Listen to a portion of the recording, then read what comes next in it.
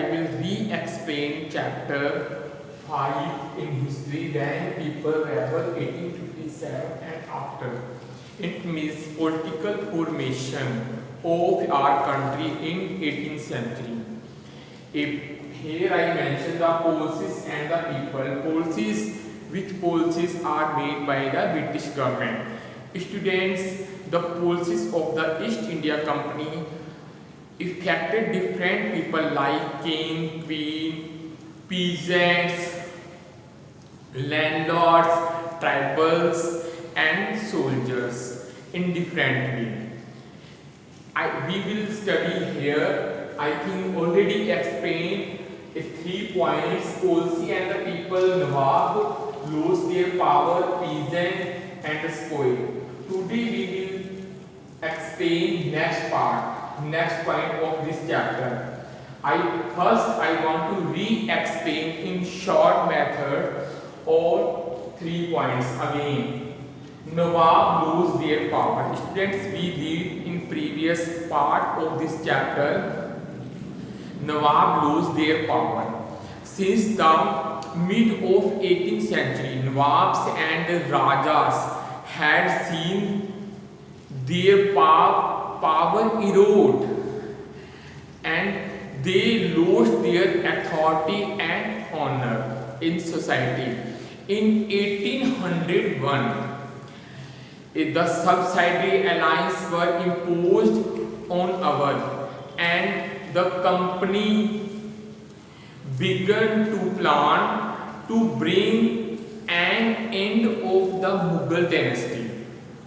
And next point I mention here, the peasant means farmer, peasant and spoils. Spoils are soldiers who do the work for company and they were more affected by the British government or the East India Company.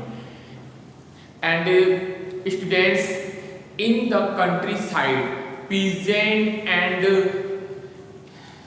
landlords resented the high taxes and the rigid method of revenue collection. The Indian spoil in the employment of the company were unhappy about their pay allowance and condition of service. And next point, moreover, some new rules violated their religious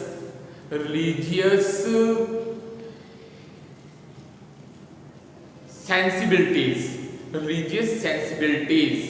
and belief, and that's why East India Company created the problem for these two type of peoples, peasant and spoil. Students,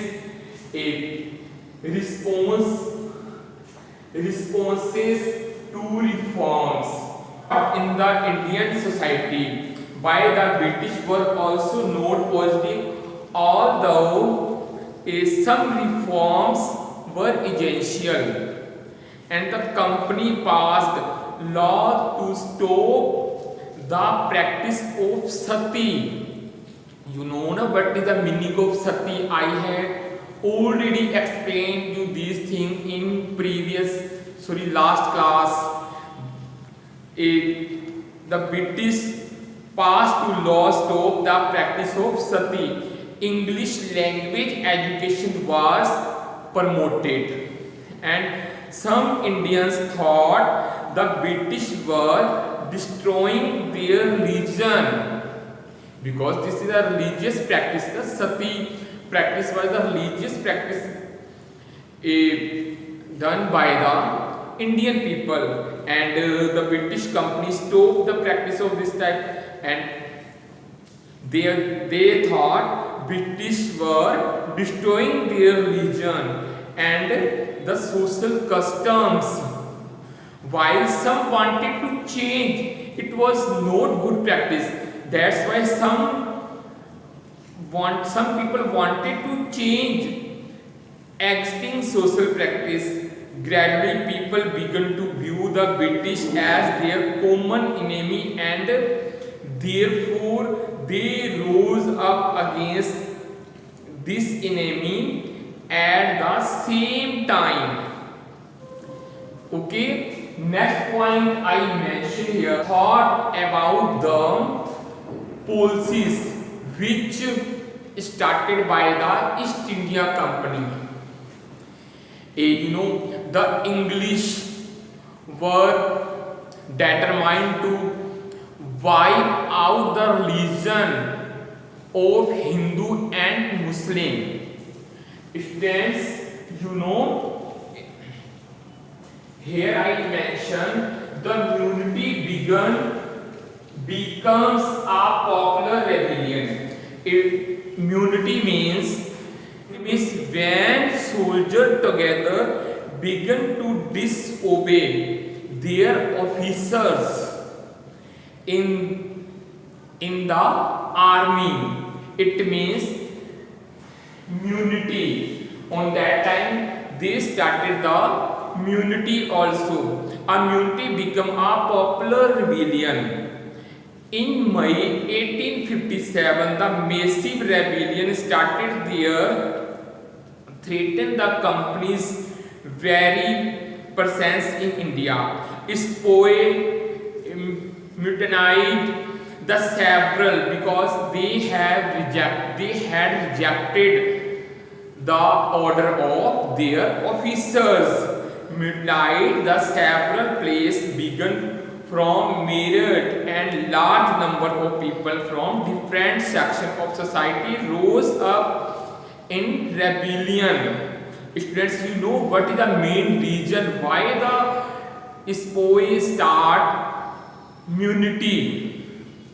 Why they not respect their officers? Why they not obey their officers? Main reason is here. The SPOE refused to do the army drill using new cartridges, which were suspected of being coated with the fat of cows and pigs. Thus, tension grew between SPOE and the company. This is the main reason, because which type weapon provide to the soldier, they were coated with flesh of cow and pigs. That's why from Meerut to Delhi, they start to mutiny from Meerut, and this type of activity spread to Delhi. Thus, SPOE were determined to bring an the end of the company rules. From Meerut, they rushed to Delhi, and as they knew news of their arrival spread, the regiment stationed in Delhi also rose up the rebellion. They met the Mughal Emperor Bahadur Shah Jafar and proclaimed him as their leader. Next one, Mughal Emperor got support from the rulers and chief of the country, and together they rose against the British power. After the British were routed from Delhi, there was no uprising for a few days. A spurt of mutiny began. And next point I mention here, the rebellion spread. Regiment after regiment mutinied and took off to join other troops at noble point like Delhi, Kanpur and Lucknow. After them, the people of the town and villages also rose up the rebellion and rallied around local leaders, jamindars and chiefs who were prepared to fight the British. This the widespread revolt shook the British confidence over ruling India. Okay, now the company fight back. Company fight back.